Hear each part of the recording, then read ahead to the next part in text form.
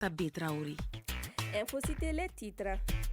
La journée internationale des volontaires, communément appelée JV, est célébrée aujourd'hui 5 décembre. C'est un jour où les volontaires sont reconnus et l'esprit du volontariat est promu.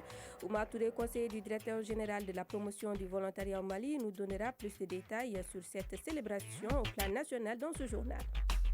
Et nous allons parler des visites techniques. C'est une pratique qui permet de faire le contrôle total de tous les systèmes de fonctionnement du véhicule. Tanavette Sangaré nous donnera les détails dans cette édition.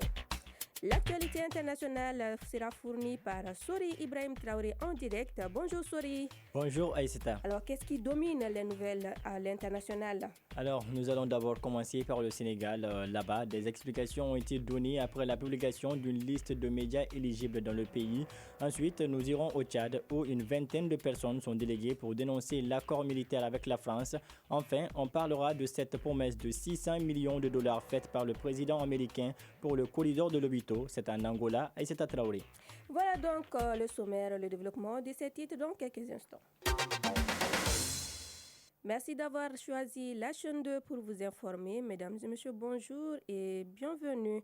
Deux nouvelles à l'entame de cette édition. Démarrage ce matin de l'atelier de plaidoyer pour la campagne d'intégration des enfants et des jeunes en mobilité. Le thème de cet événement est intitulé « Pour un avenir inclusif, intégrons les jeunes en mobilité dans nos collectivités ». La cérémonie d'ouverture a été présidée par le ministre en charge des Maliens établis à l'extérieur. Cet atelier vise à sensibiliser sur la nécessité d'inclure les jeunes en mobilité dans les processus de développement et de cohésion sociale au sein des collectivités. Et le ministre des Affaires religieuses, des cultes et des coutumes a reçu ce matin les pèlerins marcheurs du 53e pèlerinage national au pied de Notre-Dame du Mali à Kita. Cette rencontre avait pour objectif de transmettre la reconnaissance et les vifs remerciements de l'État envers les marcheurs. Les précisions sur ces événements avec nos reporters Mariam Konaté et Suzanne Traoré dans nos prochaines éditions.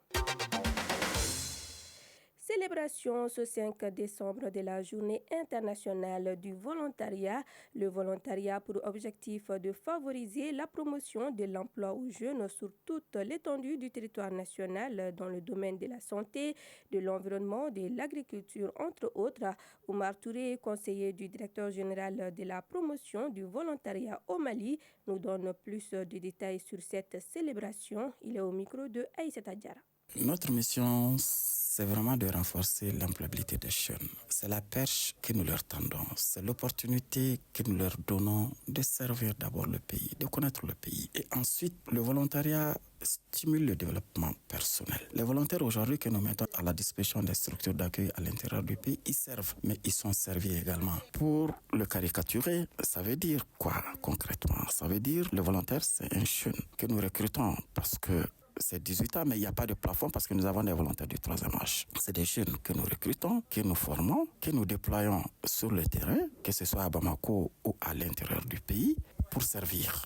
Là où il y a besoin, le volontaire et le bénévole doivent s'y trouver. Pour être volontaire national, il faut avoir 18 ans, il faut avoir une bonne moralité, il faut avoir une qualification académique ou une aptitude professionnelle, il faut signer un contrat de volontariat national avec les structures d'accueil et en amont, il faut être inscrit. C'est vraiment des critères très souples. Et la première édition des Journées économiques du Burkina Faso au Mali, organisée par l'ambassade du Burkina Faso, a été clôturée au Centre international de conférence de Bamako. Pendant 3 jours, les opérateurs économiques de la Confédération AES ont échangé dans une ambiance empreinte de fraternité et de solidarité. Notre reporter Okorotoumou Diarra a parcouru les stands pour recueillir les impressions des participants sur cette initiative économique. Suivant. Dès l'entrée dans les stands, une ambiance animée et énergique se faisait sentir. Les exposants venus présenter leurs produits et valoriser leur savoir-faire ont exprimé leur satisfaction face à l'organisation de cet événement. Kadizata Ouedrago, commerçante spécialisée dans les produits locaux du Burkina Faso, a mis en avant les bénéfices de cette initiative. Ça nous honore vraiment, vu que les femmes battantes du Burkina Faso travaillent vraiment. Tout ça, ça permet aux autres pays de savoir ce qu'on fait au Burkina Faso. Parmi les visiteurs, Yara Traoré qui a apprécié et souhaité que l'initiative soit continuelle avec beaucoup d'enthousiasme. C'est vraiment une très très belle idée qui a été conçue pour rassembler au fait tous les entrepreneurs dans plusieurs domaines. Vraiment, pour une première, c'est à saluer au fait. Cependant, en dépit de l'enthousiasme général, la fréquentation des stands n'était pas au rendez-vous. Maxwell Ouedrago, commerçant. Il n'y avait pas trop de visiteurs. Pour les prochaines éditions à venir, si la publication pouvait être mieux que ça. Sinon, comme c'est une première édition aussi, il faut que remercier le bon Dieu. Cette première édition de la journée économique du Burkina Faso au Mali a permis de mettre en lumière la richesse des produits et les savoir-faire des opérateurs économiques artisans, entre autres, tout en ouvrant de nouvelles perspectives pour les échanges économiques entre les pays de la Confédération AES. Dans le cadre de la Semaine européenne de la diplomatie climatique, Culture L, en partenariat avec la délégation de l'Union européenne, a tenu ce mardi une conférence de presse. C'était pour le lancement officiel de l'édition 2024 du concept Un instant T dans mon quartier, une édition spécialement dédiée au changement climatique et à la préservation de l'environnement. Ibrahima Souri Traoré. Une conférence de presse qui marque le lancement officiel de l'édition 2024 du concept Un instant T dans mon quartier. Prévue du 3 au 21 décembre 2024, l'édition de cette année est spécialement destinée à lutter contre les effets néfastes du changement climatique tout en préservant l'environnement. D'où une implication majeure de la jeunesse qui se trouve au cœur de ce projet. Ibrahim Guindo, directeur exécutif du projet Un instant T dans mon quartier. L'Instant T dans mon quartier est un des dispositifs de culturels que nous avons créé en 2022 afin de pouvoir participer un peu à la cohésion au sein des différents grains de l'émission de télé-réalité L'Instant T. Le projet qui collabore avec la Semaine européenne de la diplomatie climatique est appuyé par la délégation de l'Union européenne. Francesca Niccia, conseillère politique de la délégation de l'Union européenne. Ces jours d'engagement sont liés à des événements internationaux qui sont les COP des Nations Unies sur les thèmes environnementaux et climatiques. Pour cela, nous lançons ces activités de sensibilisation qui visent à travailler aussi pour les opportunités liées à l'adaptation. À cet effet, le grain des jeunes se trouve être la cible parfaite pour mener à bien cette campagne avec des activités de reboisement et d'aménagement d'espaces publics. Nous, Soutra, participants. L'association culturelle et ses partenaires font un excellent travail pour la jeunesse malienne et pour consolider les liens de paix, de sécurité. Abiba, participante. Il ne suffit pas seulement d'étudier, de partir à l'école et d'être dans le bureau, mais comment même faire sa propre prise en charge concernant la communauté. Cette conférence de presse était le lieu d'échange, de débat, de sensibilisation et de réflexion à des potentielles idées permettant de conduire à bon port cette édition spéciale changement climatique du concept qui couvrira cette année les villes de Bamako, Koulikoro et Ségou. À présent, le tour d'horizon de l'actualité internationale. Et nous restons avec vous, Ibrahima Souri Traoré, pour développer l'actualité internationale. Bonjour. Bonjour, Aïseta. Nous commençons au Sénégal où le directeur de la communication donne des explications après la publication d'une liste de médias éligibles dans le pays. Selon le ministre de la Communication, les médias qui ne figurent pas sur cette liste ne pourront plus imprimer ou émettre dans le domaine de l'information. À ce jour, sur 380 dossiers déposés, 112 ont déjà été validés. Pour sa part, le directeur de la Communication explique que certains ont été recalés parce qu'ils n'avaient tout simplement pas fait la demande. Pour d'autres, la licence d'exploitation n'est pas à jour ou alors il leur manquait une autorisation préalable.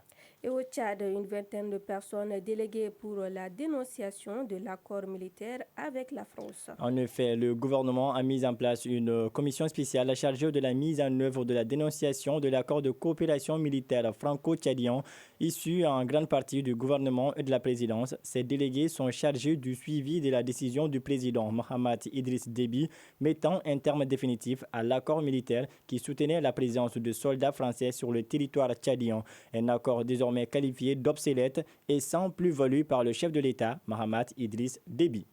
Et en Angola, le président américain Joe Biden promet 600 millions de dollars pour le corridor de Lobito. C'est exact. Lors de sa visite dans le pays, le président américain Joe Biden a dévoilé un montant en plus pour le projet ferroviaire du corridor de Lobito, s'élevant à une somme de 600 millions de dollars, soit plus de 374 milliards de francs CFA environ. Ce projet ambitieux prévoit la modernisation de 1300 km de voies reliant l'Angola, la République démocratique du Congo et la Zambie. Il s'agirait surtout d'un investissement des États-Unis d'Amérique qui vise à exploiter les riches ressources stratégiques de cette région, notamment le cobalt et le cuivre. Et c'est à Traoré, c'est l'essentiel de l'actualité internationale pour Infocité 12h de ce jeudi. Merci beaucoup Ibrahim Sori Traoré pour toutes ces nouvelles. Parlons à présent de la visite technique des véhicules qui est une procédure requise et encadrée afin de vérifier la fiabilité de l'engin pour éviter également les accidents. Ainsi, on peut dire que cette visite a une très grande importance. C'est ce que nous dit Tanavette Sangaré dans ce dossier. Être propriétaire d'une voiture demande le respect de certaines règles. Le contrôle et la visite technique en est une. La visite technique est une pratique effectuée par deux centres à Bamako. L'un se trouve à Sogoniko et l'autre se situe à Kanadigila, commune rurale du Mandé. Et nous sommes présentement dans le deuxième centre. Ce chauffeur de taxi, appelé Moussa Sidibé, est venu contrôler si sa voiture est oui ou non en bon état. Malheureusement, les résultats ne sont pas très bons. Je n'ai pas grand-chose à dire. Les problèmes ont été détectés maintenant. C'est à moi de les régler.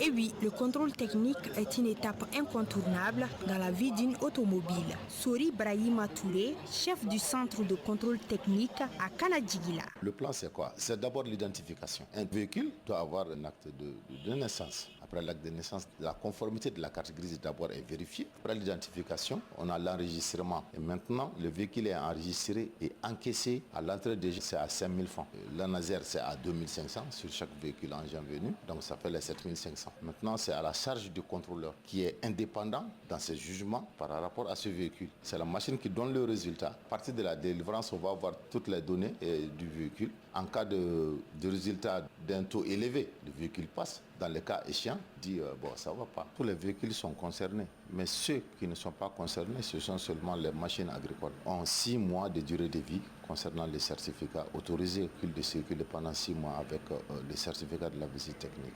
Les véhicules personnels ont une durée de 1 année. C'est aussi avant tout un moyen pour l'automobiliste de faire le contrôle total de tous les systèmes de fonctionnement et d'effectuer les réparations nécessaires sur son véhicule. Boubou Diara, mécanicien.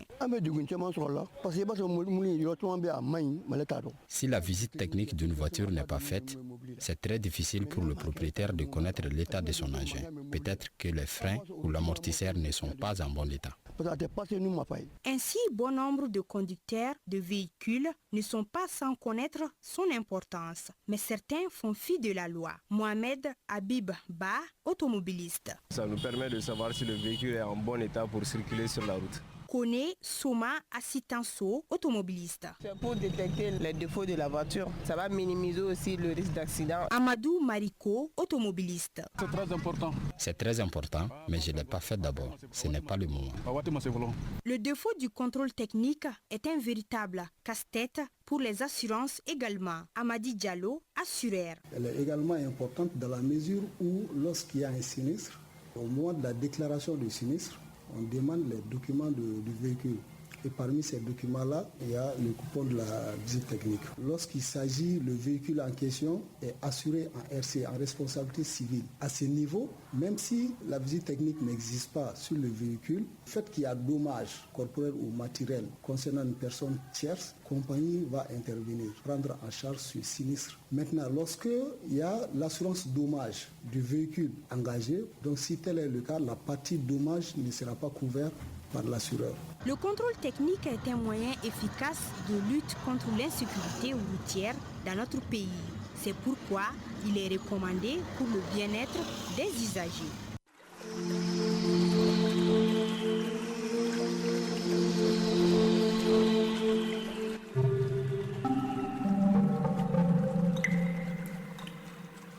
La météo avant de boucler cette édition, le thermomètre affiche en ce moment 31 degrés sur Bamako et environ. La maximale attendue sera de 34. Le soleil se couchera à 18h passé de 6 minutes.